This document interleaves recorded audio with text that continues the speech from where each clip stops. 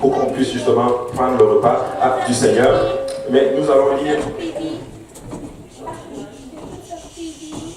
Ah oui, pardon, mais merci beaucoup, excusez-moi, on me faisait des signes avant, ils ont sauté, c'était même ça en train de transpirer, pardonnez-moi, l'école du dimanche peut descendre. Il y en a qui sautaient, qui faisaient des tours, il manquait juste qu'ils disent « Pasteur !» Pardon, le Seigneur est bon, amen. Donc les enfants peuvent descendre à l'école du dimanche, amen. Alléluia.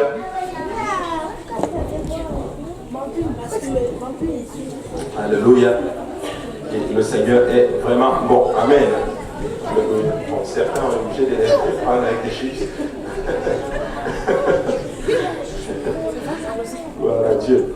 Alléluia. Et le restant de la congrégation, si vous pouvez juste vous lever et vous tourner vers quelqu'un à côté de vous, le Seigneur dit vraiment, je suis content de te voir dans la maison du Seigneur aujourd'hui.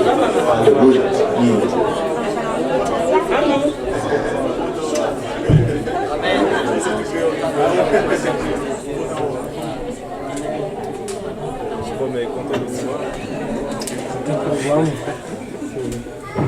Un gars mignon.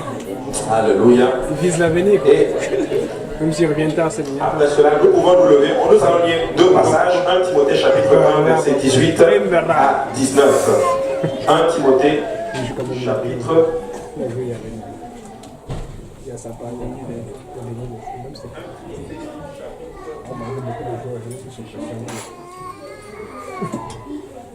Donc 1 Timothée chapitre... J'ai de l'écho là. Le Seigneur est bon. 1 Timothée chapitre 1, verset 18 et 19. Donc si vous l'avez, vous pouvez dire Amen. Amen. Alléluia. Vous pouvez aussi arriver à l'écran. Donc nous allons le lire ensemble. Il est écrit: le commandement que je t'adresse, Timothée, mon enfant, selon les prophéties faites précédemment à ton sujet, c'est que d'après elles, tu combattes le bon combat. Que quelqu'un dise le bon combat. Le bon combat. En gardant la foi. Que quelqu'un dise la foi. Et une bonne conscience. Que quelqu'un dise une bonne conscience. Cette conscience, quelques-uns l'ont perdue. Et ils ont fait naufrage par rapport à la foi. Il dit quelques-uns l'ont perdue et ils ont fait naufrage par rapport à la foi. Et vous pouvez vous asseoir. Et aujourd'hui, nous allons parler de quelque chose d'assez particulier. Nous allons parler du fait d'avoir une bonne conscience. Amen. Une bonne conscience, ou du moins une conscience claire, une conscience pure, en fait. Et Paul est en train de nous parler dans ce passage. Paul est en train de nous dire, en d'autres termes, qu'une conscience claire est essentielle pour avoir, en d'autres termes, une relation avec le Seigneur. Nous devons des fois arriver à ce niveau où, dans notre tête, c'est clair, en d'autres termes, lorsque nous servons le Seigneur, en fait. Mais vous savez quoi, nous sommes tous pécheurs. Et c'est difficile d'avoir une conscience claire devant le Seigneur. Mais c'est possible d'arriver à cette place où on a la conscience pure. Notre conscience est claire, littéralement, devant le Seigneur. Vous savez, ce qui fait que notre conscience n'est pas claire, ou du moins lorsque nous sommes troublés dans notre tête, c'est souvent ce qu'on appelle la culpabilité. Et certains d'entre vous, et moi aussi, nous passons tous par ceci. Nous sommes des fois coupables de certaines choses. Coupables de n'avoir pas fait telle chose. Coupables de n'avoir pas réalisé telle chose. Coupables de n'avoir pas pris telle décision. Ou des fois, nous nous sentons même coupables d'avoir pris telle ou telle décision. Ou des fois, nous nous sentons même aussi coupables de la situation dans laquelle nous sommes actuellement. Mais laissez-moi vous dire que c'est vraiment dérangeant. Et la culpabilité, c'est en fait la chose la plus dérangeante dans ce qu'on appelle dans toutes les émotions humaines. Dans toutes les émotions, il y a une chose que tu ne veux pas avoir, c'est ce qu'on appelle la culpabilité. Et des fois, ça engendre, lorsque nous sommes coupables de quelque chose, lorsque nous sommes troublés par quelque chose, cela engendre des fois des problèmes dans nos relations avec les autres, et même des fois dans notre relation avec le Seigneur lui-même. Certaines personnes vont rejeter Dieu, tout simplement parce qu'ils se sentent coupables. Certaines personnes ne vont même pas venir à l'église parce qu'ils pensent qu'ils ont trop péché. Certains ne vont pas venir à l'église parce qu'ils pensent qu'ils ont mal fait. Des fois, ça peut toucher littéralement, même des fois, ça peut se voir dans des relations entre mari et femme, entre un père et ses enfants, en d'autres termes, entre deux personnes qui sont amies, et des fois, nous sentons la culpabilité. J'ai senti la culpabilité pendant longtemps dans ma vie pour certaines situations, dans ma relation, en fait, même avec mes parents, avec des amis, Et même ça a joué sur ma relation avec le Seigneur. Mais vous savez quoi, pour avoir une relation avec le Seigneur, nous devons arriver à une place où nous avons une conscience claire et pure. Et laissez-moi vous dire que le Seigneur est là en d'autres termes pour nous libérer en d'autres termes de toutes ces culpabilités qui nous dérangent. Et le diable se sert de ceci en d'autres termes pour nous tirer vers le bas, pour nous amener à cette place où nous n'avons plus de relation avec le Seigneur. Amen. Donc nous devons avoir une conscience claire. Que quelqu'un dise une conscience claire. Conscience claire. Oui. Alléluia. Maintenant, à un moment donné dans nos vies, est-ce qu'il y a des gens ici qui ont déjà eu honte? Maison. Honte de quelque chose que nous avons fait. Et nous avons tous déjà eu honte. Alors si tu es là ce matin, ça me rassure parce que ça me prouve que je suis normal. Gloire à Dieu. Mais la culpabilité non résolue, elle affecte à la fois notre émotion, nos émotions, mais elle affecte aussi notre spiritualité en fait. Un psychiatre, il a déclaré ceci, il a estimé que 70% des gens qui sont dans les salles psychiatriques pourraient être libérés s'ils trouvaient le pardon.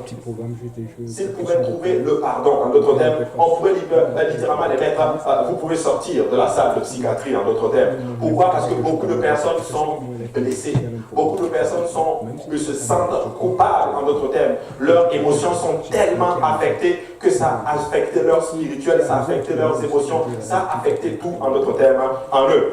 Mais j'ai une bonne nouvelle pour quelqu'un aujourd'hui. Peu importe ce qui a été fait, le Seigneur est là et pour te donner une conscience claire ce matin. Amen. Tu sais, la culpabilité produit des fois une séparation. Et lorsque nous sommes coupables, nous évitons des fois les gens et des fois nous évitons carrément même le Seigneur. Et le même phénomène va se reproduire ainsi de suite et ainsi de suite et ainsi de suite et ainsi de suite. Maintenant, regardez ce que la Bible dit dans Ésaïe chapitre 59 verset 2. La Bible dit ceci: mais ce sont vos crimes qui mettent une séparation entre vous et votre Dieu. Ce sont vos péchés qui vous cachent sa face et l'empêchent de vous écouter. Donc la Bible est en train de dire spécifiquement ici, quand tu prends la Ésaïe 59 verset 2 que nous venons de lire, dans la 8 secondes c'est marqué ce sont vos crimes. Mais quand tu vois dans la Martin, il dit ce sont vos iniquités. Amen. Ce sont vos iniquités qui ont fait une séparation entre vous et votre Dieu. Maintenant, je vais faire la différence entre ce qu'on appelle le péché et ce qu'on appelle l'iniquité. Le péché, c'est ce que nous commettons en désobéissance à Dieu par mégarde. Tu ne le savais pas. Mais l'iniquité, c'est que tu sais que c'est pas bon et tu l'as quand même fait. C'est ça l'iniquité. Je sais que ça c'est mauvais, mais je le fais quand même. Et le texte est en train de nous dire que c'est ça qui met une séparation entre nous et Dieu. Donc des fois certaines choses que nous faisons par mégarde, c'est pas vraiment ça qui va mettre la séparation entre nous et Dieu. Mais je sais que ça c'est mauvais, je le fais quand même, et ça met une séparation entre nous et le Seigneur. Maintenant regardez ce qui se passe quand tu prends l'histoire du fils prodigue. Cet enfant savait que c'était pas bon de partir littéralement.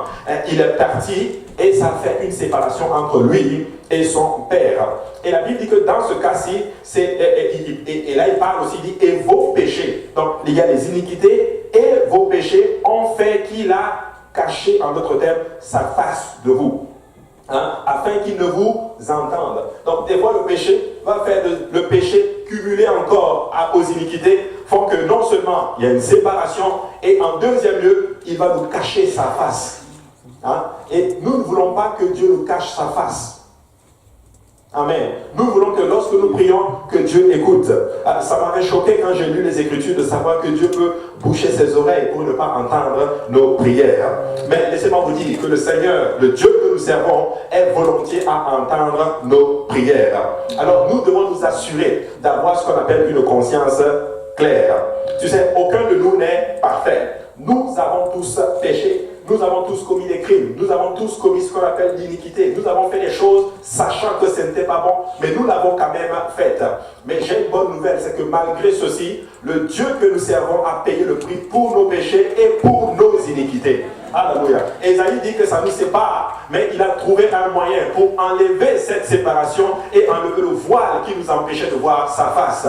N'est-il pas écrit que lorsqu'il est mort, le voile du temple s'est déchiré? Alléluia. Il a déchiré le voile pour que nous puissions avoir accès à sa présence. nous servons vraiment un grand Dieu. Amen. Nous avons fait des erreurs, alors nous avons des regrets. Certains d'entre nous, nous avons des remords. Nous souhaitons parfois avoir la possibilité de retourner en arrière, la possibilité d'aller en arrière et changer les choses. Qui ici est déjà arrivé à une place où dit, même si je pouvais retourner en arrière et faire les bonnes décisions. Mais laissez-moi vous dire, nous ne pouvons plus aller en arrière pour faire les bonnes décisions. Nous avons le futur devant nous pour faire les décisions qui vont affecter notre futur. Plutôt le présent nous avons le présent pour affecter notre futur. Mais j'ai une bonne nouvelle. Le Dieu que nous servons est capable de retourner dans ton passé et de défaire ce qui a été mal fait et d'arranger pour que ton futur puisse être affecté et pour que ton présent puisse être bien. Vous savez, des fois, nous vivons mal notre temps présent. Et moi, je suis arrivé à cette conviction, je ne veux pas laisser mon présent affecter mon futur. Le passé était déjà mauvais. Mais maintenant que j'ai le présent, je ne peux plus retourner en arrière. Je ne peux pas aller dans mon futur. Alors que je suis dans le présent, je veux faire tout ce que j'ai dans mon pouvoir pour plaire au Seigneur afin que le futur puisse être affecté. Alléluia. Dieu est capable de restaurer. Dieu est capable d'arranger. Dieu est capable de restaurer des relations qui ont été brisées depuis. Le Seigneur est un réparateur des brèches. Alléluia. Donc des fois nous nous sentons coupables, parfois consciemment, mais des fois nous nous sentons coupables inconsciemment. Amen.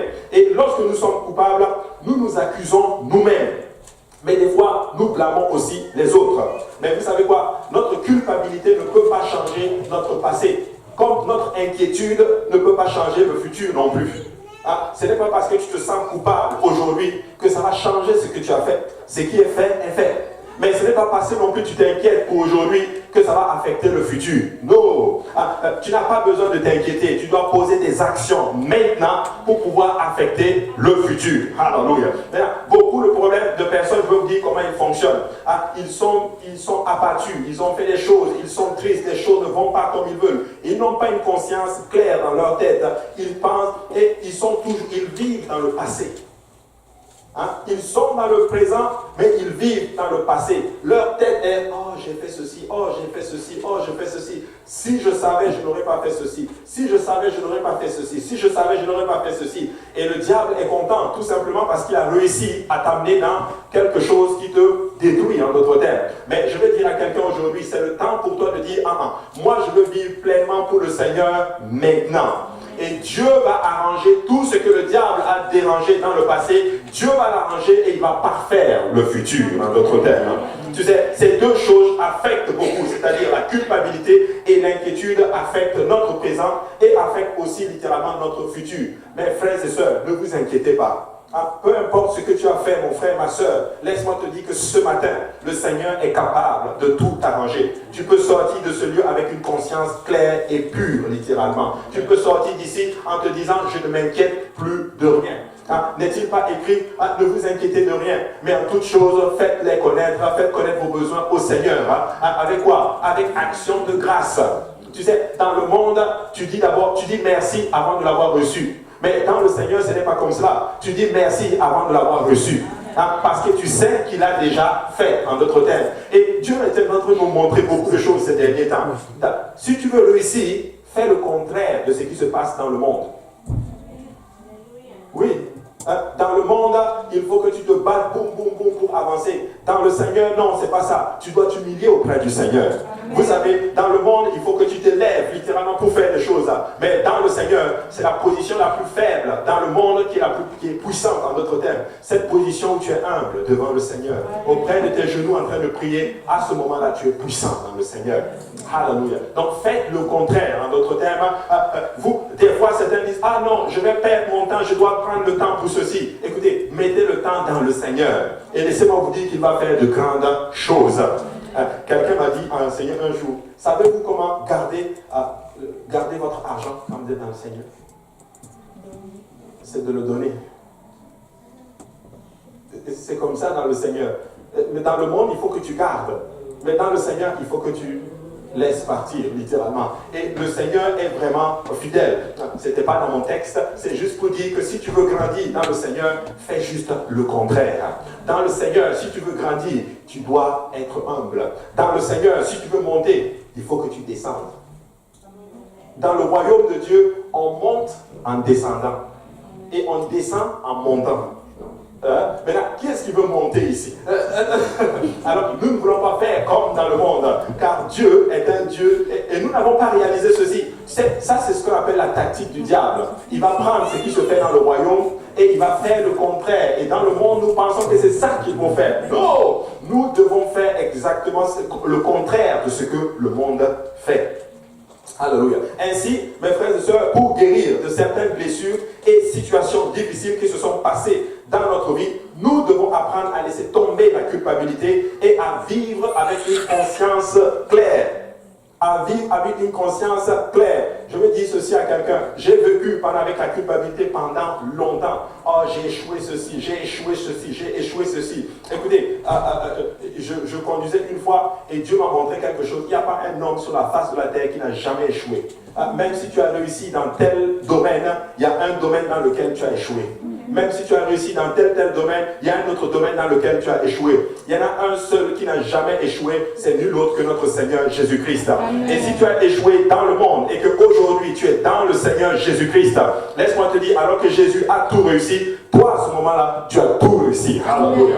Alors ne regarde pas les accomplissements matériels des autres dans le monde pour penser qu'ils ont réussi. Non, c'est pas ça. Toi, tu as réussi parce que tu as trouvé Jésus. Alléluia. Parce que eux, avec toute la sagesse, toute l'intelligence qu'ils ont, ils n'ont pas été capables de comprendre que Jésus-Christ est Seigneur. Ils n'ont pas été capables de comprendre que Jésus-Christ est allé à la croix pour eux. Mais toi, aujourd'hui, alléluia, peut-être que tu n'as même pas leur niveau, peut-être que tu n'as pas leurs finances, peut-être que tu n'as pas leurs habilités, mais tu as eu l'intelligence de comprendre, alléluia, que Jésus-Christ est le Seigneur Tout-Puissant. Il a donné sa vie pour toi et tu lui as aussi donné ta vie. Alléluia. Alors tu as réussi. Amen. Tu as réussi. Alléluia. Alors, pour vivre bien, alléluia, et éviter les blessures, mes frères et sœurs, nous devons apprendre à tout relâcher. Nous devons apprendre à confesser littéralement nos fautes au Seigneur. Pas à l'homme, au Seigneur. Quelqu'un est venu un jour me voir et me dit, pasteur, est-ce que vous ici, quand quelqu'un veut donner sa vie à Dieu, se baptiser au nom de Jésus, est-ce qu'il doit venir voir le pasteur et confesser ses péchés? Parce que dans certaines églises, c'est comme ça que ça se fait. Je lui ai dit, non, c'est ça, c'est pas dans la Bible. Elle me dit, mais il y a le verset où on dit, confessez-vous les uns les autres. Non, ça c'est autre chose, il faut bien comprendre le contexte. Ça c'est dans le corps du Christ, lorsque nous avançons, tu as un problème, tu as besoin qu'un frère t'aide, une soeur qui est ancienne dans l'église, elle peut venir te voir et te dire, ok, moi j'ai tel problème, j'ai besoin que tu m'aides à prier. Mais pour le salut, tu dois te repentir auprès du Seigneur. Amen. C'est à Dieu que tu parles, c'est à Dieu que tu dis, parce que c'est Dieu que nous avons offensé, c'est le Seigneur que nous avons blessé, c'est à lui que nous devons donner en notre terme notre repentance. Je vais vous expliquer ceci simplement. Regardez, ici j'ai un petit chèque et j'ai besoin d'une victime. Bon, ça va le réveiller un peu. Viens, frère Jonathan. Par exemple, moi, j'ai fait quelque chose de mal au frère Jonathan. Plutôt, ok, je cherche encore une victime. Viens, Emmanuel. Toi, tu vas te mettre ici. On va faire une petite simulation. Moi, j'ai offensé la sœur Emmanuela. Amen. Je l'ai offensé et puis je lui dois par exemple $100. C'est juste un exemple. C'est juste un exemple. Je te vois rien. Le Seigneur est mort. Non, je lui dois $100. Je l'ai fait du mal. Je suis coupable de ceci. Maintenant, pour régler le problème, je dis, frère Jonathan, tu sais, moi j'ai offensé beaucoup la sœur Emmanuela. Vraiment, je me sens coupable, je suis désolé. Regarde, je lui dois $100. Tiens, je te donne son $100. Vraiment, pardonne-moi. Est-ce que ça fonctionne? Non. Mais à qui je dois voir? Je dois aller voir Emmanuela. Je dis, maman Emmanuela, bon, c'est pas ça, c'est un chèque. Tiens, Emmanuela, vraiment, pardonne-moi. Je te dois vraiment, excuse-moi, que le Seigneur te bénisse. Et l'affaire est clos. Toi aussi, tu dis. Elle dit je te pardonne et l'affaire est close. Mais c'est la même chose. Alors donne-moi mon chèque.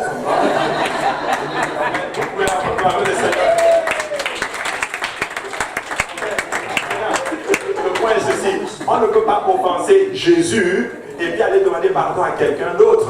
Ça ne fait pas de sens. Qui est-ce que nous avons offensé? Jésus. Alors c'est vers Jésus que nous devons aller voir et dire, Seigneur, pardonne-moi. C'est vers, je t'ai offensé, j'ai mal fait, je te demande pardon. Et à ce moment-là, nous obtenons le pardon. Regardez ce que Proverbe 28, 13 dit ceci. Celui qui cache ses transgressions ne prospère point. Mais celui qui les avoue et les délaisse obtient miséricorde.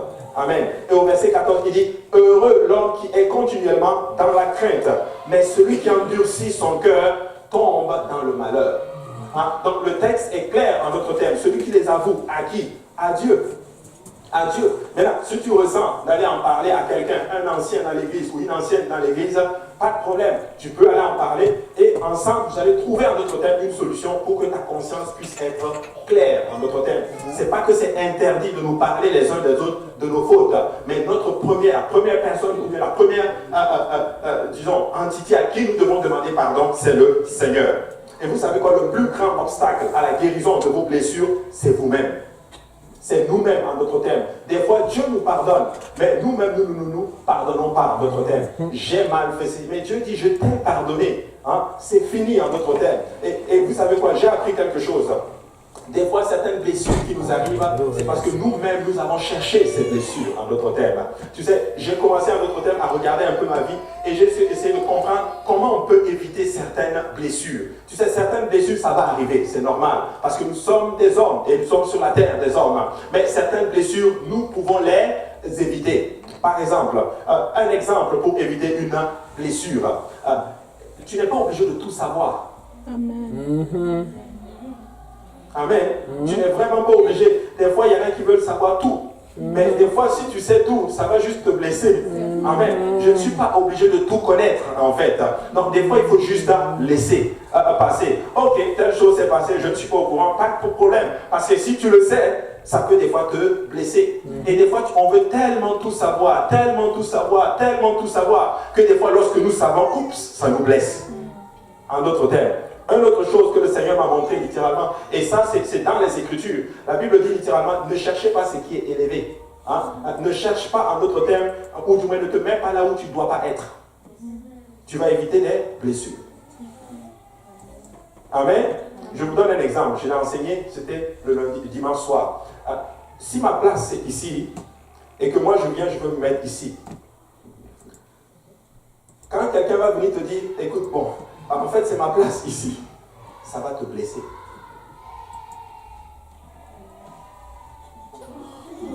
C'est tellement simple. Regardez, par exemple, la chorale. Ok, moi, Dieu m'appelle à enseigner la parole du Seigneur. Mais moi, je dis, vraiment, ça fait du bien de chanter. Moi aussi, je vais aller chanter. Je vais chanter. Et puis, à un moment donné, le dirigeant de chant va dire, bon... C'est-à-dire que tu arrives, bon, peut-être que toi tu vas chanter la semaine prochaine, et la semaine prochaine l'autre semaine, et la semaine prochaine l'autre semaine, ainsi de suite. Et à un moment donné, ça t'offense et ça te blesse en d'autres termes. Donc, il ne faut pas te mettre là où tu ne dois pas être. N'aspire pas à quelque chose à laquelle Dieu ne t'a pas appelé en d'autres termes. Et tu vas éviter les blessures. Et il y a plein de choses comme ça que nous pouvons faire pour éviter en d'autres termes certaines blessures, mes frères et sœurs. L'autre chose, ne te mets pas avec des gens qui te rabaissent toujours. Amen. Tu évites les blessures. Amen. Je sais que si je vais là, tel va m'offenser, tel va me rabaisser, tel va me ridiculiser. Oublie ça, là. Je ne vais même... Dès que je... Pourquoi? Parce que je me préserve et je ne veux juste pas être blessé. Si quelqu'un, même dans la maison du Seigneur, te rabaisse toujours en bas, te rabaisse, dès que tu viens, même avec de belles idées, on te rabaisse, écoute, évite la personne, parce que tu évites la blessure, en d'autres termes. Ce n'est pas péché de faire ça. Non, parce que tu n'es pas obligé d'être avec tout le monde, en d'autres termes. Donc, nous devons chercher des fois nous préserver, en d'autres termes. Mais nous devons tout faire en notre terme pour que le Seigneur nous aide à avoir, je me rappelle, une conscience claire. Amen. Regardez. Maintenant, regardez comment nous pensons. Si j'ai tel problème et que je change mes relations, en d'autres termes, tout ira bien. Ou des fois, on arrive, ok, il y a tel problème, je suis coupable de telle chose, je change d'église. Alléluia. Et il y a certaines personnes qui sont déjà arrivées, quelque chose s'est passé dans l'église, je ne sais pas qu'est-ce qui s'est passé, ils sont tristes, ils sont abattus, et là ils se disent, ok, je suis coupable et toutes ces choses-là, moi je vais changer d'église. Parce que ici, probablement, on me regarde trop. Écoute, tu n'as pas besoin de faire ceci, parce que le problème, ce n'est pas l'église. Oui, les gens, c'est les hommes, mais le problème, c'est pas ça. Et si tu te regardais en dedans de toi en disant, le problème, c'est peut-être moi. Parce que si tu vas dans une autre église, c'est le problème que tu déplaces et que tu amènes dans l'autre église, justement. Donc tu vas en fait avec le problème. Mais nous ne devons pas fuir les relations, en d'autres termes. Oh non, je vais changer de relation. Non. Travaille sur toi-même d'abord. Amen. Travaille sur toi-même. Oh, qui ici travaille? Qui des fois ici est blessé au travail? Est-ce que tu changes de travail? Bon, tu pries pour chercher un autre travail. Mais si tu trouves un travail qui paye moins, oh non, je vais changer. Non, tu vas là où ça paye mieux, tu restes là-bas. Amen. Donc, nous devons apprendre tout simplement à dire, le problème, c'est moi. Et à travailler, en d'autres termes, sur nous-mêmes. Regardez, je vais encore relire Proverbe 28, verset 13. Celui qui cache ses transgressions ne prospère point. Mais celui qui les avoue et les délaisse obtient miséricorde. Et là, au verset 14, il dit, heureux l'homme qui est continuellement dans la crainte. Dans quelle crainte il parle? Pas la crainte des hommes et toutes ces choses, mais dans la crainte de l'Éternel. Il vit pour plaire à Dieu. Il vit pour que sa vie soit conforme au Seigneur, en d'autres termes. Mais il dit, mais celui qui endurcit son cœur, la Bible dit qu'il tombe dans le malheur, en fait.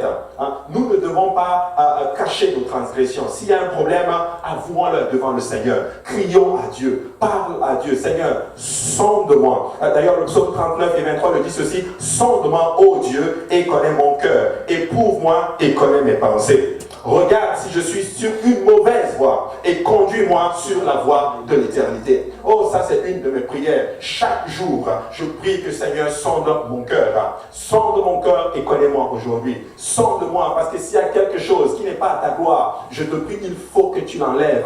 Parce que si tu ne l'enlèves pas, cette chose peut te coûter ton salut, en d'autres termes. Tu sais, j'ai appris quelque chose. Salomon et David étaient deux personnages particuliers. Salomon a donné plus d'offrandes à Dieu que son père David. Mais il y a quelque chose qu'il n'avait pas donné à Dieu, c'était son cœur.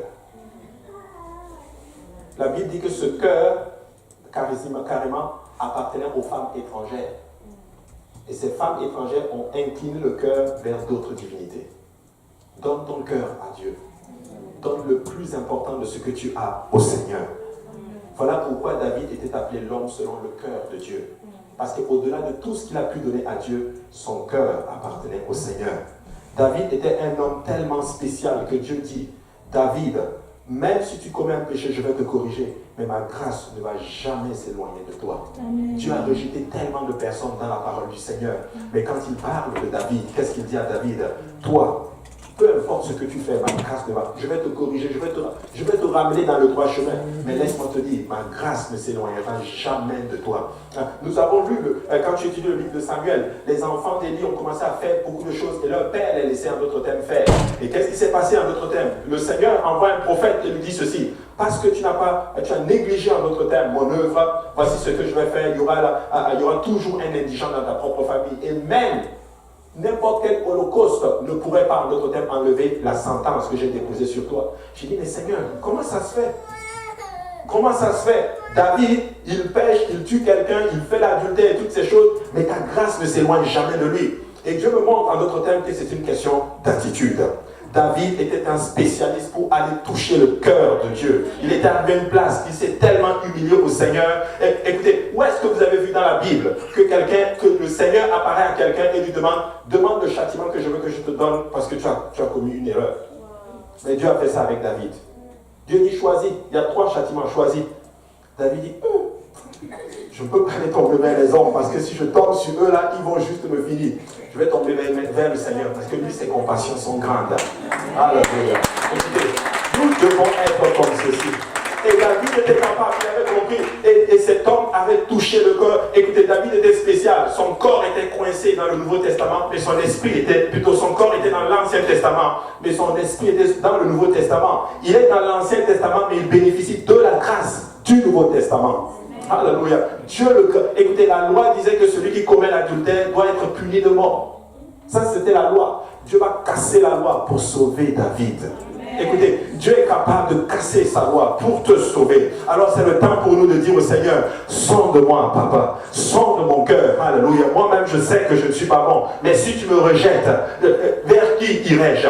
Je sais que j'ai mal fait. Et de toute façon, même si tu me corriges en d'autres termes, qui va te louer dans le séjour des morts? Et David avait touché le cœur du Seigneur. Il avait réussi en d'autres termes. C'était pas juste un bon parleur. Et j'ai appris encore quelque chose sur lui. Tu sais, David était tellement vrai. Il disait à Dieu, et quand ça ne va pas, il dit, Seigneur, tu m'as lâché. Tu m'as laissé tomber. Et quand tu lis à la fin du texte, il dit, mais néanmoins, je te fais quand même confiance. Que ton nom soit béni, littéralement. Et ça, c'était vraiment David. Puissions-nous être des David, un peu. Alléluia. Refusons d'être Saül. Soyons des David. Alléluia. Car Dieu, alléluia, peut nous donner miséricorde et grâce.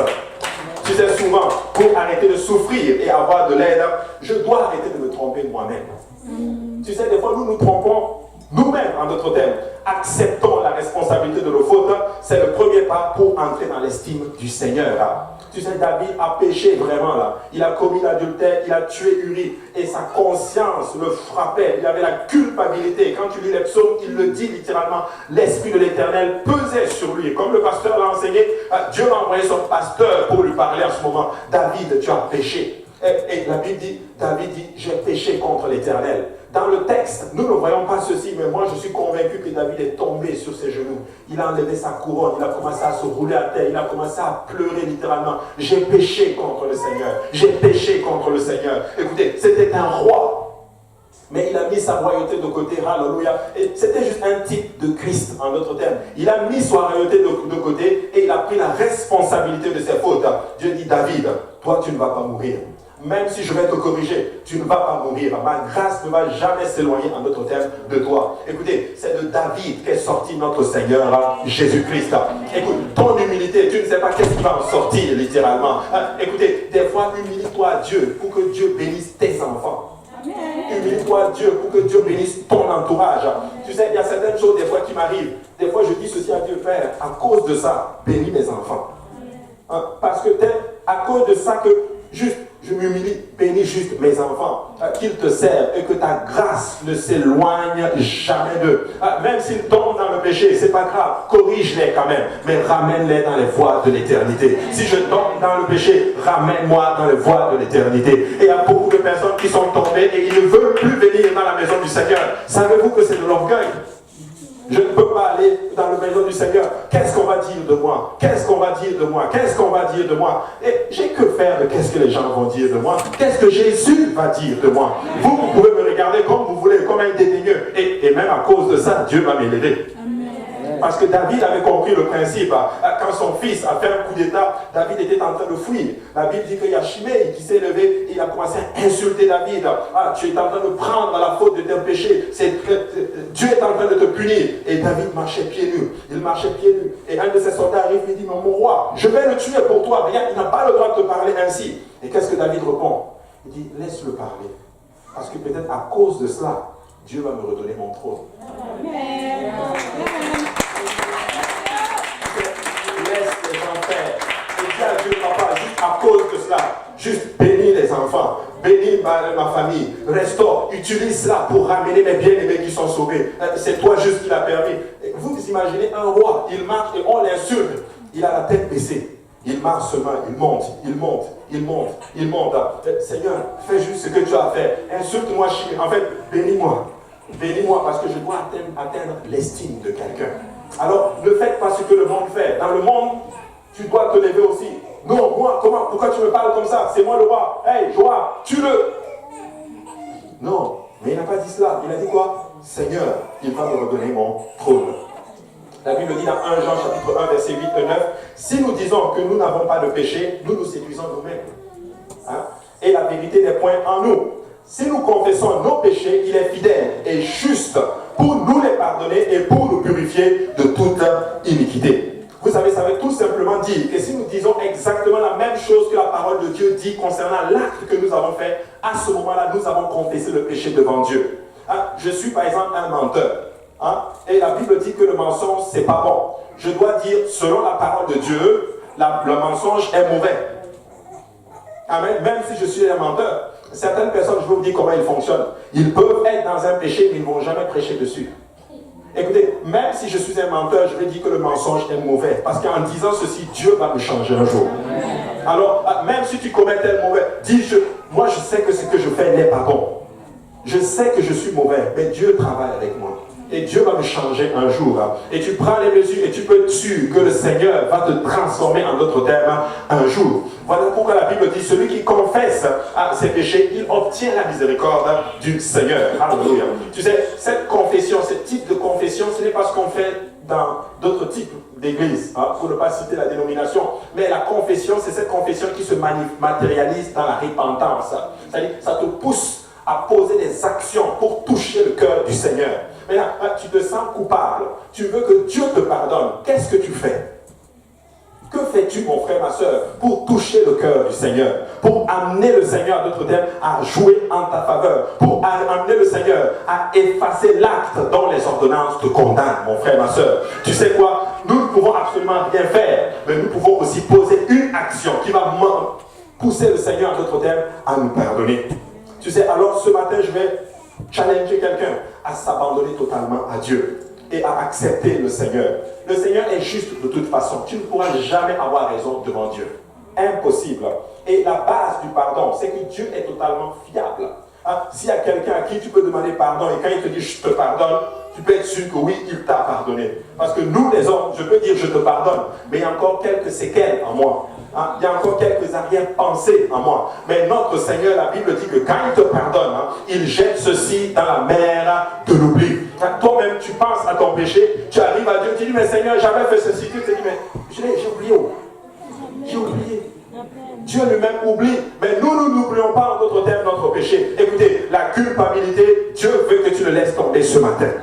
Parce que ça ne va t'empêcher d'avancer avec le Seigneur. Je vais parler à certains parents ici. Je sais que des fois, vous êtes troublés. Certains vous regrettez beaucoup, peut-être dans la façon dont vous avez traité vos enfants, la façon dont vous avez traité vos épouses, ou peut-être vos maris, etc. Leurs relations familiales, littéralement. Laissez-moi vous dire aujourd'hui, Dieu veut enlever cette culpabilité et vous amener à une place où vous avez une conscience pure et claire devant le Seigneur, car Dieu s'apprête à tout restaurer. Amen. Alléluia. Il s'apprête à tout restaurer. Romains chapitre 3 et 23 dit ceci, car tous ont péché et sont privés de la gloire de Dieu. Quelqu'un qui vient te voir et te dit qu'il a péché, dis-lui que lui aussi il a péché. Parce que la même Bible nous dit que tous ont péché et sont privés de la gloire de Dieu. Moi je sais que j'ai mal fait, mais je sais que vous aussi vous avez mal fait. Donc nous sommes tous dans le même bateau. Mais la Bible dit, alléluia, tous ont péché et sont privés de la gloire de Dieu. Mais ils sont gratuitement justifiés par sa grâce, par le moyen de la rédemption qui est en Jésus-Christ. Notre Dieu a donné sa vie pour nous. Nous ne servons pas un Dieu qui est lointain. Nous servons un Dieu qui est sorti et qui est venu, en d'autres termes, restaurer cette séparation qu'il y a eu entre nous et lui. Et la bonne nouvelle est que la Bible nous dit comment faire pour avoir ce qu'on appelle le pardon de Dieu. Et cela s'obtient par l'obéissance à l'évangile. Lorsque nous obéissons à l'évangile, mes frères et sœurs, c'est de là que nous tirons tous les bénéfices et profits qui viennent avec le sacrifice ultime de Jésus à la croix. Comment nous obéissons à l'évangile? C'est de prendre la responsabilité de nous repentir. Tu sais, la repentance, c'est que tu te détournes de tes mauvaises voies. Tu sais, ça c'est un message qu'on n'enseigne plus. Peuple de Dieu, laissez-moi vous dire, nous devons laisser tomber le péché. Nous devons prendre des mesures, toutes les mesures nécessaires pour laisser tomber le péché. Alléluia. Parce que si tu ne laisses pas tomber, ou du moins si tu ne montres pas à Dieu que tu as le désir de laisser tomber, on ne peut pas dire que tu t'es repenti. La repentance, c'est deux choses. La repentance, c'est tout simplement laisser tomber, mais se détourner et avancer dans une autre direction. Comment je vais réussir? Il y a trop de liens. Dieu est capable de briser les liens. Il n'y a pas un lien que le Seigneur ne peut pas briser. Peu importe les liens de la sorcellerie, les liens de la religion, les liens de toutes ces choses, il est capable de les briser. J'ai été musulman toute ma vie. Écoutez, l'islam, c'est un lien très fort. Jésus a brisé ce lien. Alléluia. Il y a des gens qui étaient dans le péché. Dans les péchés, j'en connais, il y en a qui m'ont témoigné. Tout ce qui est péché en lien, en d'autres termes, avec la sexualité et toutes ces choses, même la pornographie. Dieu a brisé cela dans son nom. Alléluia. Il y a des gens qui étaient pris dans les drogues.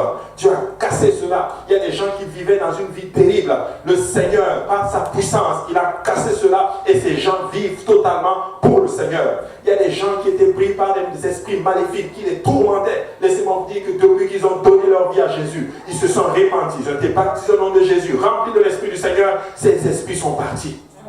Ces esprits sont partis. Ils sont devenus le problème de ces esprits. Ces esprits n'étaient plus des problèmes pour eux. Alléluia. Alors nous devons nous repentir. Nous devons abandonner ces choses qui nous empêchent de toucher le Seigneur. Tu sais, la repentance, c'est puissant. La repentance, c'est très puissant. Après ceci, nous devons être baptisés dans le nom de Jésus-Christ pour le pardon de nos péchés. Le baptême, alléluia, Dieu te lave de toutes tes transgressions, de tes iniquités et de tes péchés. On a parlé tantôt ici, nous avons tous péché. Il y en a qui pensent qu'il y a un degré au niveau des péchés. Non, un péché, c'est un péché. Le mensonge, c'est un péché. Comme le crime, c'est aussi un péché. Comment tu vas l'effacer? Tu ne peux pas l'effacer avec tes biens matériels. Tu peux venir à l'église pentecôtiste unie de l'Est tous les jours, et ça ne va pas enlever ton péché. Mais celui qui vient à l'église et qui se répand, alléluia, et qui est baptisé dans le nom de Jésus-Christ, cette iniquité tombe, alléluia, pour la gloire de notre Seigneur Jésus-Christ. Tu sais, savez-vous comment Goliath est tombé? Quand David a pris la fronde, il a dit, je viens contre toi au nom de l'Éternel. Le nom de l'Éternel a fait tomber le géant. Je vais vous dire quel est le plus grand géant dans votre vie. C'est le péché. Et il ne tombe qu'au nom de Jésus. Voici pourquoi nous invoquons le nom de Jésus dans les eaux de baptême. Lorsque ce nom est invoqué sur toi, peu importe ce qui est fait, ça tombe et tu peux sortir de là avec une conscience pure. Et le Seigneur va te remplir de son esprit. Tu sais, remplir de l'Esprit de Dieu, c'est puissant. Quand on parle en d'autres langues, c'est puissant. Beaucoup ne réalisent pas la puissance qu'il y a dans le baptême du Saint-Esprit. Quand tu reçois l'Esprit de Dieu, tu vas commencer à parler dans d'autres langues, une autre langue que tu n'as jamais apprise. Quand tu parles en langue, mon frère, la Bible dit que c'est un esprit que tu dis des mystères à Dieu. Écoutez, personne ne te comprend. Le diable ne peut même pas entendre, en d'autres termes, ce que tu dis en esprit, littéralement, au Seigneur. Alors c'est le temps pour nous, peuple de Dieu, de parler en langue plus que jamais. Peut-être que tu as reçu le Saint-Esprit et tu ne parles plus, en d'autres termes, même chez toi, parle en langue. Je vais être honnête avec vous. Quand je prie à la maison, je prie quasiment entre 80 et 90% en langue. En langue. Parler en langue, c'est puissant. Oh non, j'ai peur. Et quand j'ai reçu le Saint-Esprit la première fois, j'avais peur. Oh, mais si je dis un blasphème, et c'est ce que l'Esprit utilise pour te... Non, ne parle pas parce que tu peux dire une mauvaise chose. Oublie cela. Dieu t'a rempli de son esprit. Dieu ne permettra pas qu'un mauvais esprit entre en toi. Et ça m'empêchait de parler en langue pendant longtemps. Mais lorsque Dieu a enlevé, littéralement, il a purifié ma conscience par rapport à ceci. Il a enlevé cette culpabilité qu'il y avait en moi. Hey, je parle en langue et je n'ai pas peur. Et je sais que ce que je dis est puissant. Et le diable a peur, littéralement, lorsque je parle en d'autres langues. Maintenant, quand vous êtes seul, parlez en langue. Quand vous priez pour les gens, vous pouvez prier en langue, mais prier dans une langue intelligible. Dans ce cas-ci, je vous le conseille. Ce n'est pas que ce que je dis, c'est juste un conseil parce que je l'ai observé par expérience. Quand tu pries pour quelqu'un qui ne connaît pas le baptême du Saint-Esprit, le parler en langue, prie dans une langue intelligible pour qu'il puisse comprendre ce que tu dis et enfin pouvoir dire Amen. Si moi je ne connais pas le Saint-Esprit, le parler en langue, je vais dans une église, on prie pour moi, la personne parle dans une langue que je n'ai jamais compris, tu peux être sûr que je ne veux pas dire Amen. J'essaie juste d'être honnête. Parce que je ne sais pas ce qu'il dit. Mais si je prie par exemple pour... Bon, Jessica qui connaît le baptême du Saint-Esprit, elle connaît le parler en langue, je peux parler en langue. Parce qu'elle va dire Amen, elle sait qu'elle connaît le parler en langue, elle sait que j'ai le baptême du Saint-Esprit. Donc des fois nous devons juste développer de la sagesse. Des fois certaines personnes ils ne comprennent pas. Ils ne savent pas c'est quoi le baptême du Saint-Esprit. Des fois certaines personnes, il faut leur expliquer avant. Je vais prier pour toi et si tu vois que je change de langue à un moment donné, j'ai le baptême du Saint-Esprit. L'Esprit du Seigneur habite en moi. Et des fois quand je prie, l'Esprit de Dieu me pousse à parler dans une langue que je n'ai jamais apprise. Ne sois pas offensé, ne sois pas offusqué. Tu détends, tu désarmes la personne et la personne a son cœur ouvert et tu peux prier pour la personne et la personne peut être remplie du Saint-Esprit. Amen. Donc ça prend justement ceci littéralement. Des fois il faut juste parler avec les gens et leur expliquer ce que nous faisons. Et Dieu va ouvrir les portes afin que les gens puissent être remplis de l'Esprit.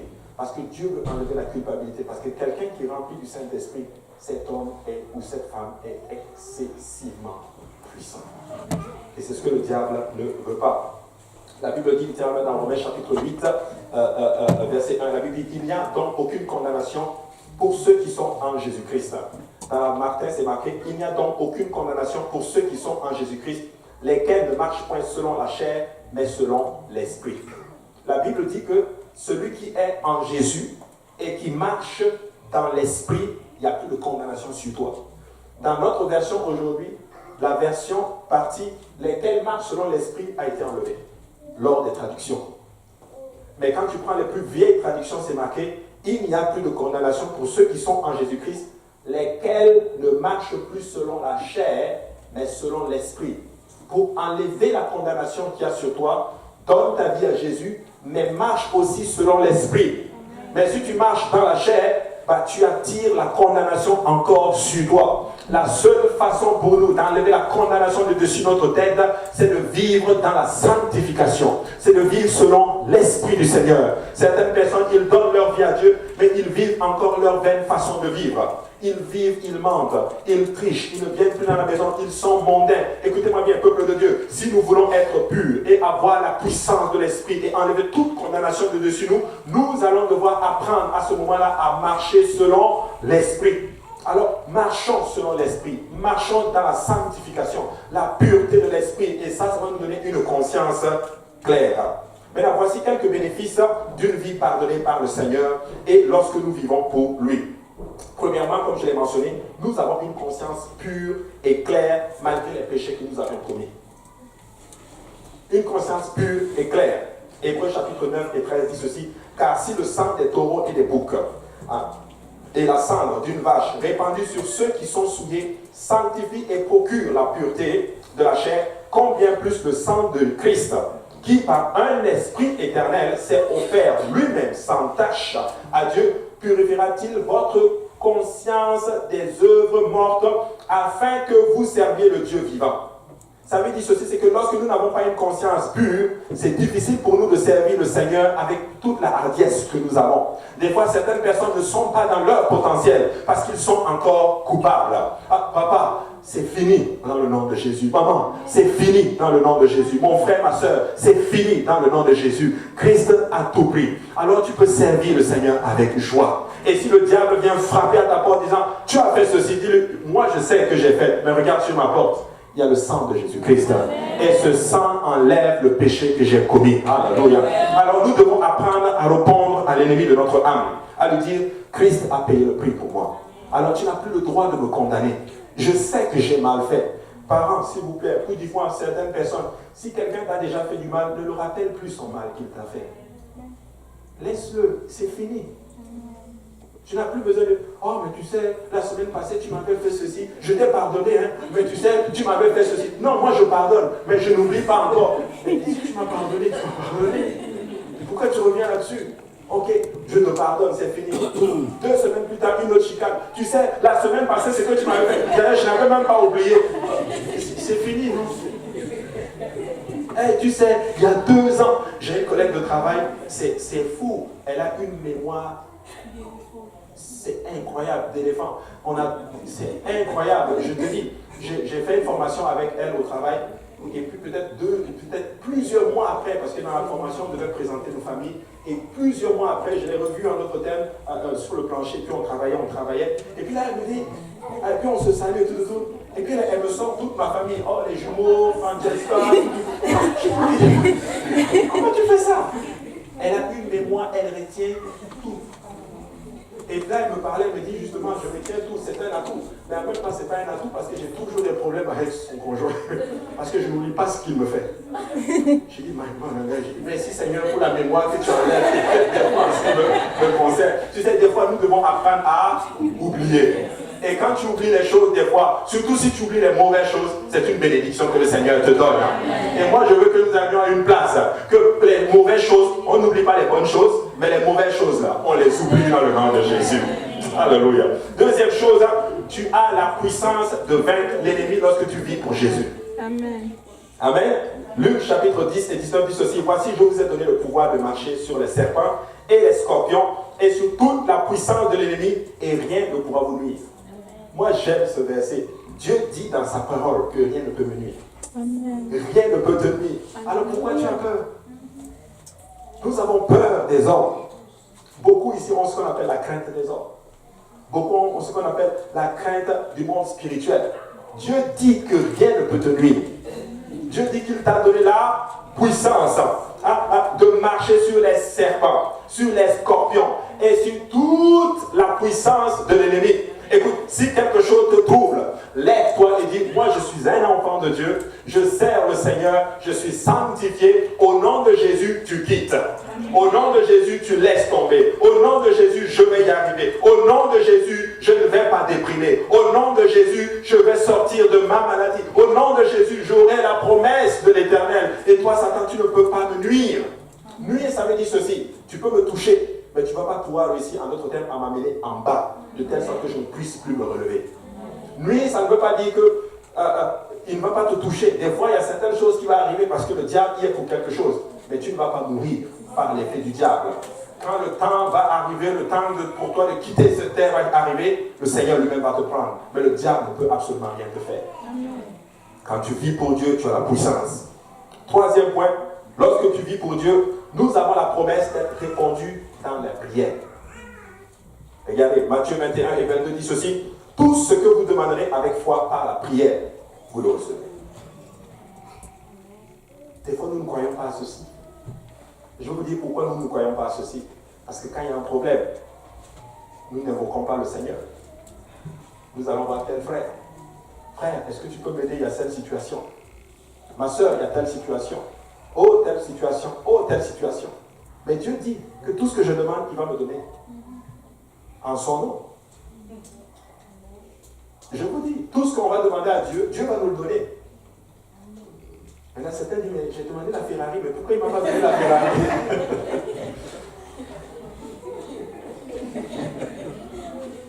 Amen. Il faut comprendre le verset.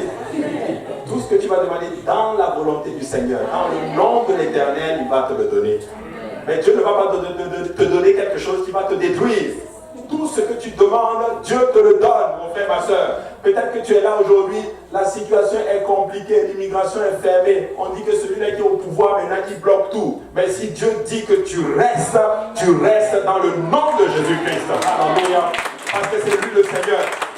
Alléluia. Toute cette terre et tout ce qu'elle renferme lui appartient. Alléluia. On a dit que tu ne vas pas réussir. Ou du moins, on a dit, le médecin dit que non, il te reste 2 semaines. Mais Dieu dit, toi tu vas vivre. Tu vas te lever et tu vas proclamer le nom de l'Éternel. Écoutez, Dieu dit que tout ce que tu demandes, il va te le donner. Consacre-toi juste et continue de demander. Amen. Écoutez, la Bible dit, celui qui frappe, on va lui ouvrir. Frappe à la porte du Seigneur, étant dans la volonté du Seigneur et Dieu va le faire. 4e point, nous avons une joie ineffable qu'on ne peut pas expliquer.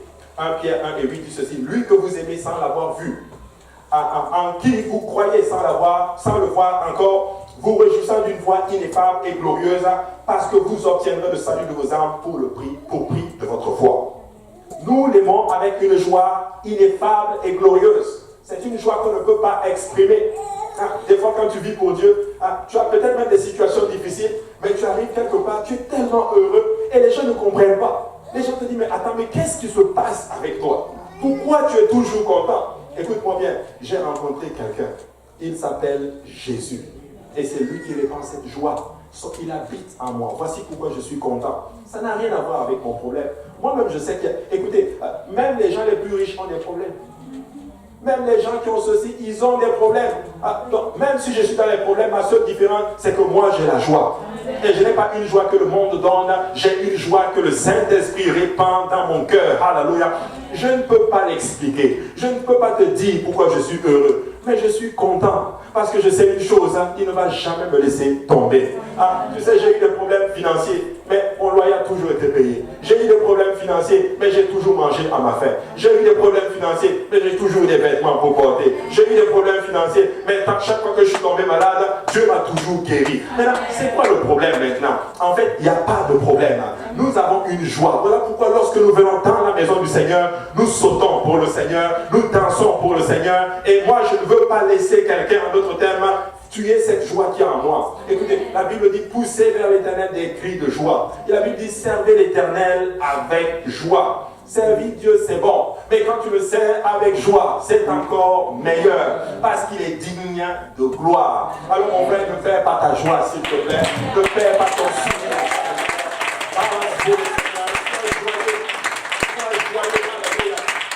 Sois joyeux. Quand tu vas au travail, va étant joyeux. Alléluia, je suis content. L'Éternel est bon. Un jour, un de mes directeurs est venu me dire, mais qu'est-ce qui se passe avec toi? Toi, tu es toujours content. J'ai dit, oh oui, je suis content parce que je connais quelqu'un et il s'appelle Jésus. Et là, il commence à me taquiner. Je dis, oh, je suis content et il s'appelle Jésus. Alléluia. Mais qu'est-ce qui se passe avec toi? Oh, je suis content parce qu'il s'appelle Jésus. Alléluia. Et quand tu leur dis ça, eux-mêmes, ils ne peuvent pas, ils ne comprennent pas. Bon, il ne croit pas en Dieu, mais dit non, à chaque fois qu'il me voit, il me taquine avec Dieu. Mais quand il me voit, il me dit, franchement, Abou, je peux te dire, ça fait 5 ans maintenant qu'il est dans la compagnie, c'est mon directeur, il a été mon premier directeur. Il me dit, franchement, j'ai une chose que je peux dire, non, tu évolues. Non, tu évolues. Et quand je le vois chaque fois, hey, regarde ma famille, regarde ce que l'Éternel a fait. Parce qu'il était là quand je me suis marié. Regarde ce que le Seigneur, il vient de dire, mais ok, c'est bon. Et il y a quelque temps, j'avais appris qu'il avait même fait un arrêt de travail parce que ça n'allait pas dans sa famille. Et il est revenu. Et Dieu a permis que je le voie. Et je lui dis, écoute, comment ça va mon cher? Il dit, ça va bien. Il dit, et toi? Je connais Jésus. Je suis content. Alléluia. Et aujourd'hui, quand il me voit, lui aussi la joie le contamine. Il m'appelle aujourd'hui mon frère. Amen. C'est un Québécois. Je suis content d'avoir un frère québécois. Amen. Alors nous devons garder la joie. Dis à ton voisin, garde ta joie. Ne perdez pas votre joie. Parce que l'ennemi veut te faire perdre ta joie. Hein? Des fois tu vas prier, tu sors, tu es pompé dans l'esprit, tu es tellement content, tu marches, alléluia, et tu chantes même, et un petit quelque chose arrive et tu perds ta joie. Oh, écoute, dis au diable, toi là, tu ne vas pas me faire perdre ma joie du Seigneur. Alléluia, parce que j'ai une âme à gagner. Alléluia. Est-ce qu'il y a des problèmes? Est-ce qu'à la maison ça ne va pas? Regarde ta joie. Je sais qu'ici il y a des personnes qui ont laissé des factures à la maison. Et peut-être quand vous allez rentrer, vous allez encore revoir ces mêmes factures. Mais mon ami, ne perds pas ta joie. Pas les mêmes pour le Seigneur. Sois heureux. Alléluia. Sois heureux. Alléluia. Moi je suis content de voir ce que Dieu est en train de faire dans l'église. On a des bébés qui vont arriver. Alléluia. On a des nouvelles familles qui arrivent. On a des gens qui sont affermis. On a des gens qui sont contents. Je suis content de voir des enfants. Écoutez, non, Satan, tu ne vas pas me faire perdre ma joie. Je suis juste trop content de ce que Dieu est en train de faire. Amen. Soyez heureux. 5e point. Notre vie devient une source de bénédiction pour les autres. Alléluia. Nous sommes une bénédiction. Dis à ton voisin, moi là, je suis une bénédiction.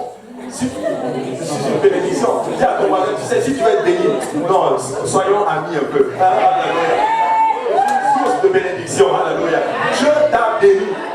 Tu sais, la première chose que Dieu a fait après avoir créé l'homme, il l'a béni. Alléluia. Alors, ne permets à personne de te dire, toi tu n'es pas béni. Toi tu regardes les autres, c'est eux qui vont se marier, c'est eux qui vont avoir ceci. Eux ils sont bénis. Hein. Moi je ne suis pas béni. Nous on est là-haut. On travaille. Et à la fin de ta face, c'est wow. Écoute, tu es béni mon frère, ma soeur. Tu as la santé. Tu as la grâce du Seigneur avec toi. Tu es béni. Nous sommes bénis.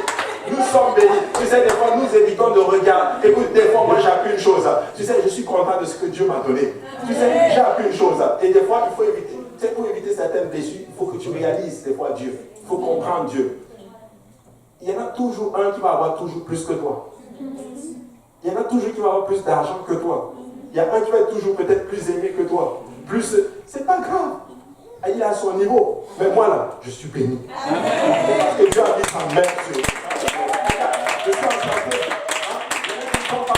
Vous êtes en santé, littéralement. Écoutez, peut-être maman, non, tu es béni. Regardez ce que le Seigneur dit à Abraham. L'Éternel dit à Abraham, va-t'en de ton pays, de ta patrie et de la maison de ton père, dans le pays que je te montrerai. Je ferai de toi une grande nation. Et je te bénirai, je rendrai ton nom grand et tu seras une source de bénédiction. Quand Dieu t'appelle, il te bénit. Dieu ne va jamais t'appeler et ne pas te faire suivre de la provision. Jamais. Mais quand Dieu t'appelle, il a déjà préparé la provision. Avant que tu arrives, même là où il t'appelle, la provision t'attend. Écoute, et l'Éden avait été créé bien avant que Adam soit créé.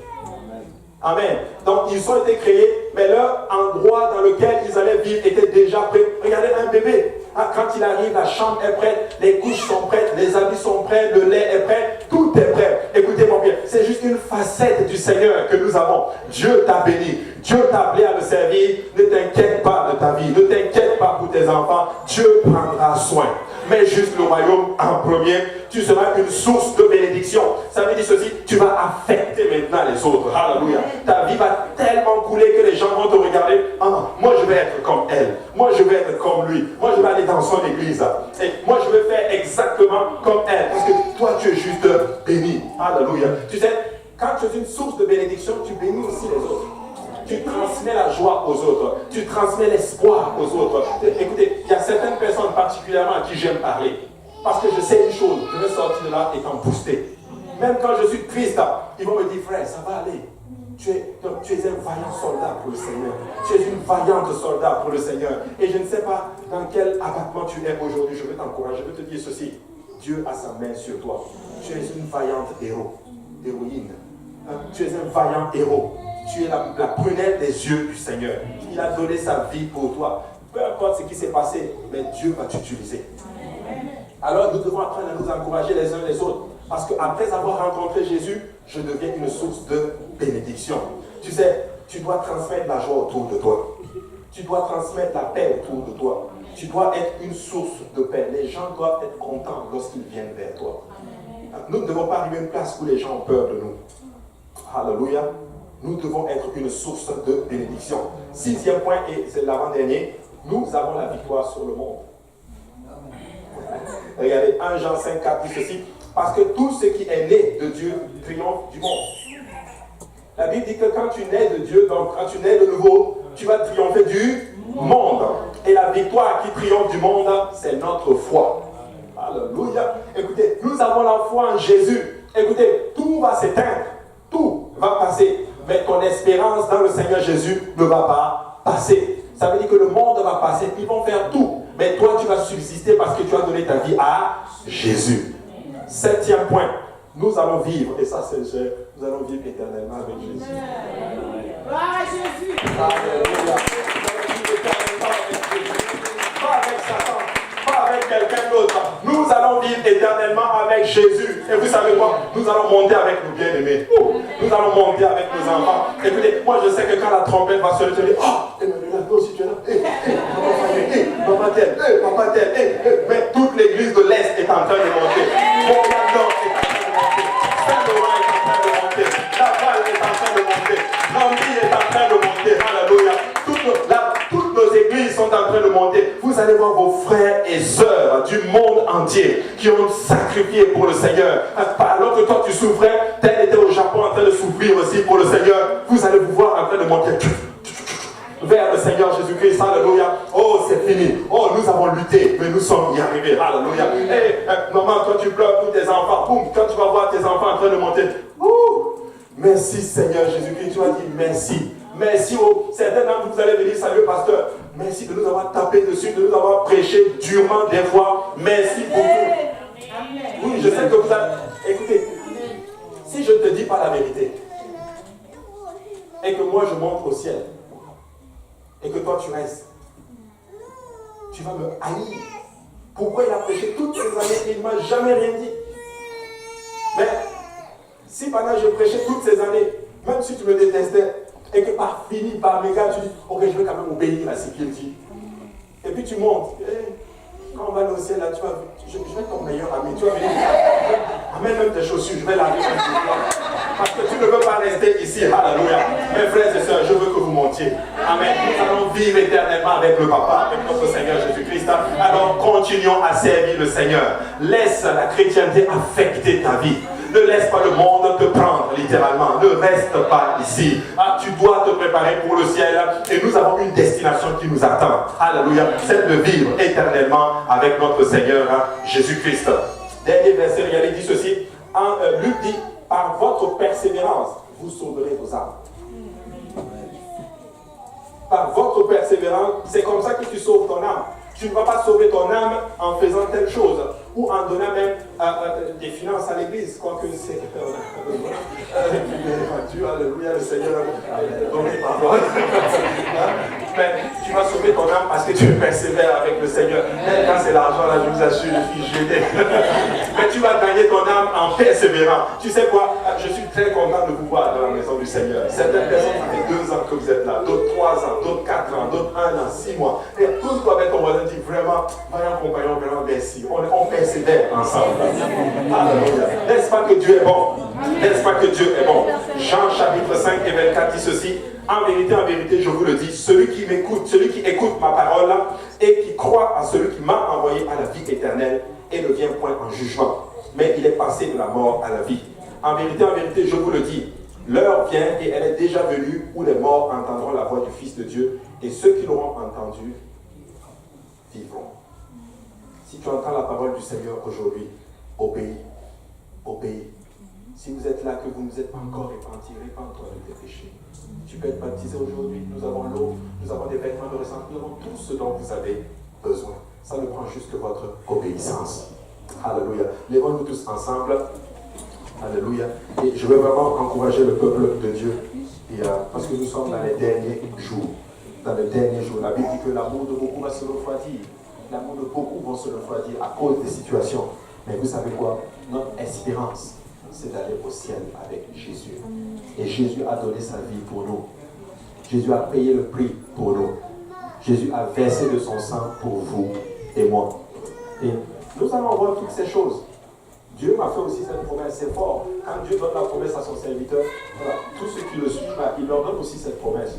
Le Seigneur avait dit ceci au pasteur que Dieu allait bénir l'église de l'Est, tous les fidèles de l'église de l'Est. Dieu m'a aussi fait cette promesse.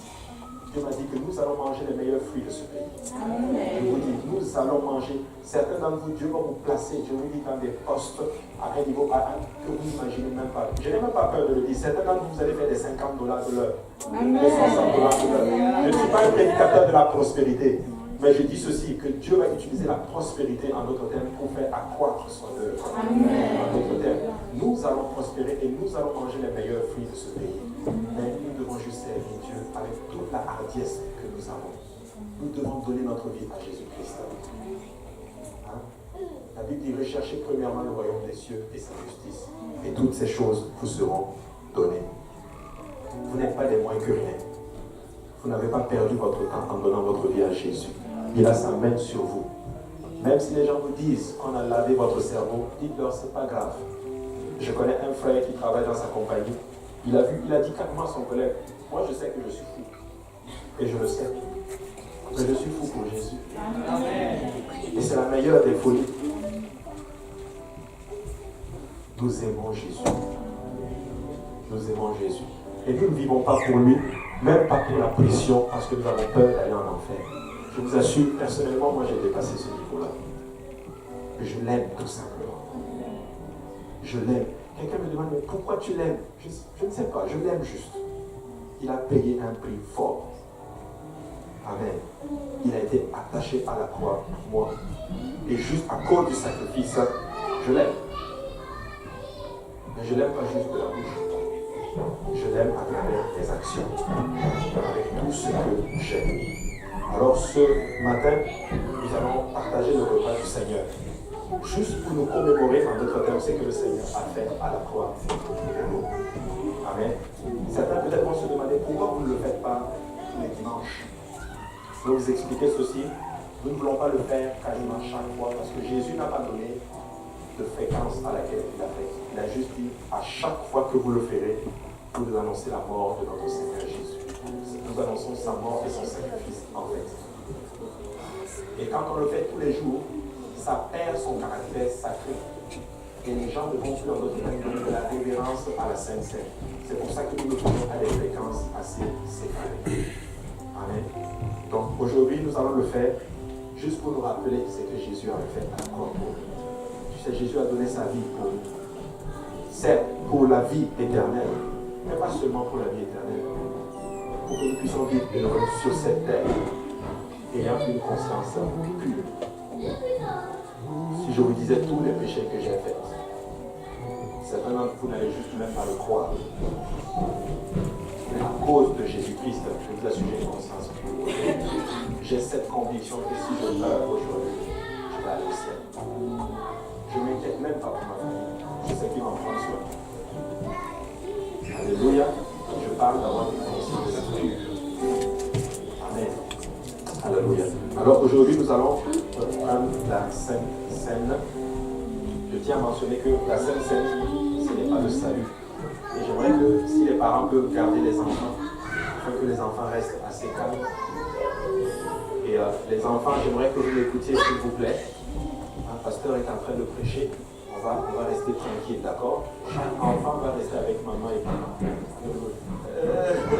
Amen. La Sainte Seine, ce n'est pas le salut. Ce n'est pas quand le prenant, tu vas avoir le salut dans ton nom. Le salut, c'est l'obéissance à l'évangile. Nous nous répandons, nous sommes baptisés au nom de Jésus. Et Dieu nous remplit de son esprit et nous vivons pour le Seigneur. La Sainte Seine, c'est juste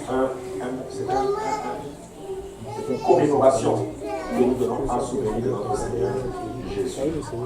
Alléluia.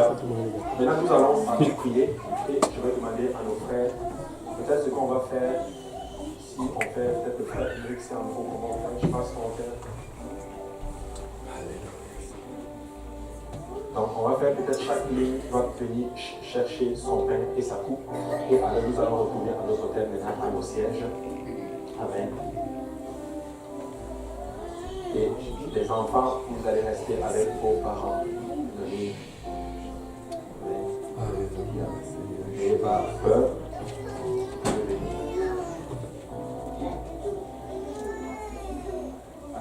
Je vais vous donner le signal pour que vous puissiez venir. Mais j'aimerais aussi ajuster ceci que si vous avez pris vraiment cette décision de vivre pour le Seigneur Jésus-Christ, si vous avez pris la décision de vivre pour le Seigneur Jésus-Christ, alors vous pourrez prendre la Sainte Seine. Mais si vous n'avez pas encore pris cette décision et que vous voulez encore vivre votre vie en conformité au Seigneur, vous pouvez la prendre sur votre foi, mais nous vous conseillons à ce moment-là de ne pas le faire notre vie. Parce que Paul en parle, au lieu que ça devienne une bénédiction, ça peut devenir une malédiction. Et ce n'est pas ce que nous voulons, ce n'est pas ce que nous souhaitons à notre terme. Mais je sais que tous ceux qui sont ici en notre terme ont le désir de vivre pour le Seigneur Jésus. Amen. Alléluia. Alors nous allons venir, je vais donner le signal, vous pouvez passer à ceux qui sont de la première ligne, vous pouvez venir prendre votre coupe et avec votre pain.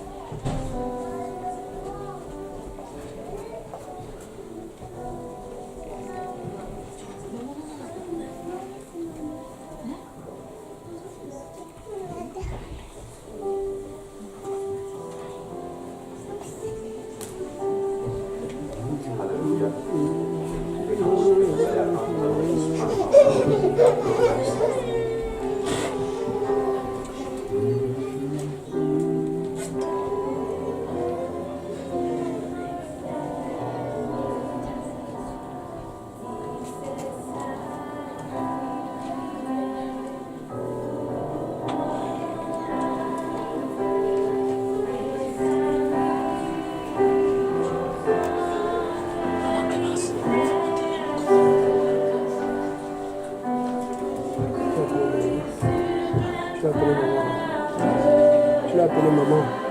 Ouais. C'est ça. Moi, quelque chose comme ça. Attaché à la croix.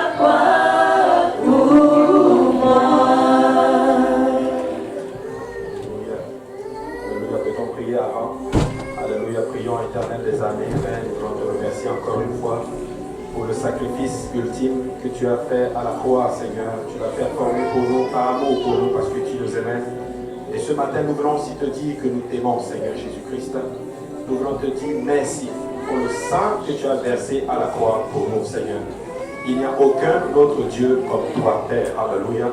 Et nous venons humblement, Seigneur, alors que nous voulons commémorer, Seigneur, Papa, ton repas, Seigneur Jésus.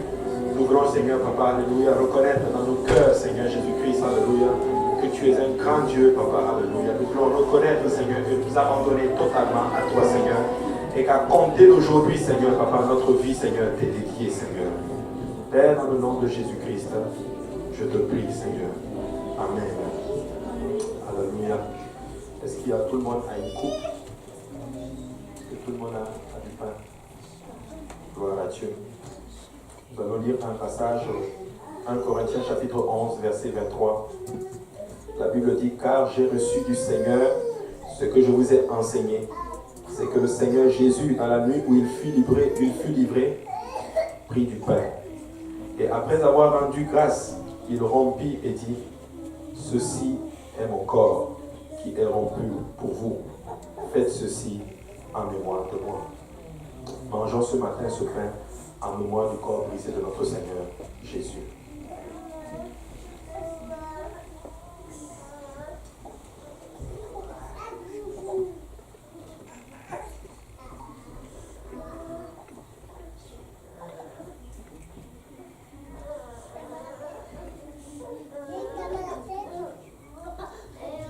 De même, après avoir soupé, il prit la coupe et dit, cette coupe est la nouvelle alliance en mon sang. Faites ceci en mémoire de moi, toutes les fois que vous en boirez.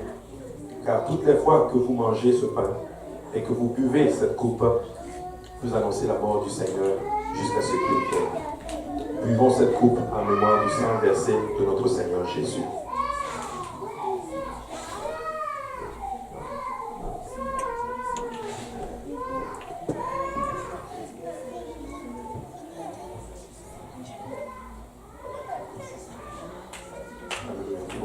Remercier le Seigneur, alléluia. On va remercier le Seigneur, alléluia, pour l'œuvre qu'il a accomplie à la croix pour nous, alléluia. Alléluia, Jésus, alléluia. On va remercier encore le Seigneur, alléluia.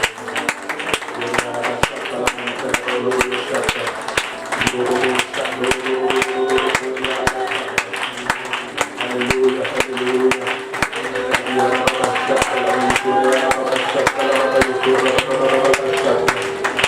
Merci Seigneur. Merci Jésus. Alléluia. Merci Jésus. Alléluia. Merci Seigneur Jésus. Merci Seigneur Jésus. Alléluia. Merci pour le sang versé à la croix, Seigneur. Alléluia.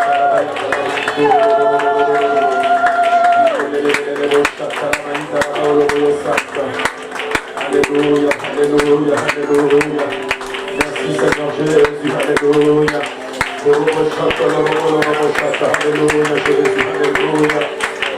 Alléluia Jésus, alléluia. Merci Seigneur, merci Jésus, alléluia. Merci Seigneur, alléluia, alléluia Jésus, alléluia. Alléluia, merci Seigneur, alléluia.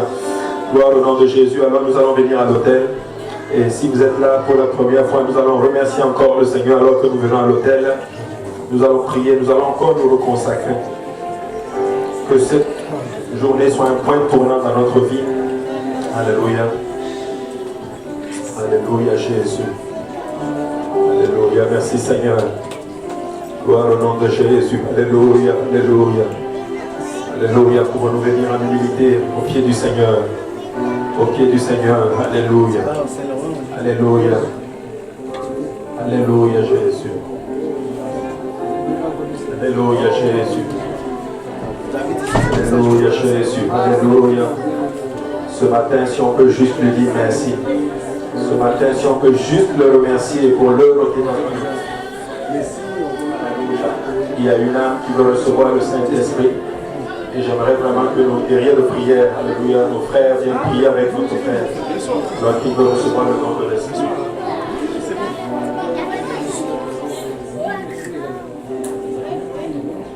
Alléluia Jésus, alléluia, alléluia. Alléluia Jésus, alléluia. Si on peut parler maintenant, Seigneur. Avant ceci, nous allons nous repentir, nous allons demander pardon, Seigneur. Et après, nous allons prier, alléluia. Et Dieu va rencontrer, alléluia, ceux-là qui ont besoin du Seigneur. Prions maintenant et demandons pardon, Seigneur. Papa, nous te rendons grâce, nous te disons encore merci, Seigneur, pour ta grâce, Seigneur, Papa.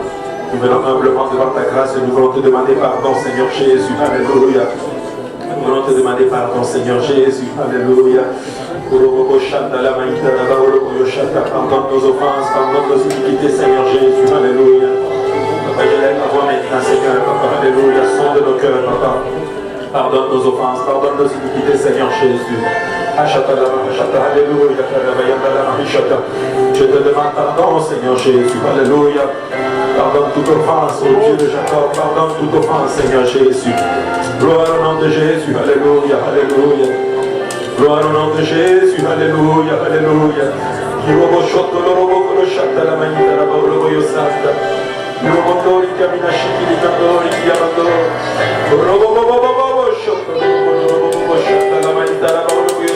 Alléluia. Alléluia, Jésus, alléluia. Alléluia, Jésus, alléluia. Et il y en a qui sont en train de prier en ce moment pour le Saint-Esprit. Saint de Dieu, soyez juste conscients. Il y a des gens autour de vous qui ont besoin de l'Esprit du Seigneur. Priez avec eux. Imposez-leur la main, ils vont recevoir le nom de l'Esprit. Alléluia, Jésus, alléluia. Alléluia, Jésus, alléluia, alléluia. Alléluia, Jésus, alléluia. Gloire au nom de Jésus, gloire au nom de Jésus, gloire au nom de Jésus. Ikarabaya shikarabaya oloboyo sata, alléluia. Iroboko shandoro. Alléluia, Jésus, alléluia, alléluia. Ekatala ikodoroko shandala maïta la maoloboyo sata. Kiramando yandoro.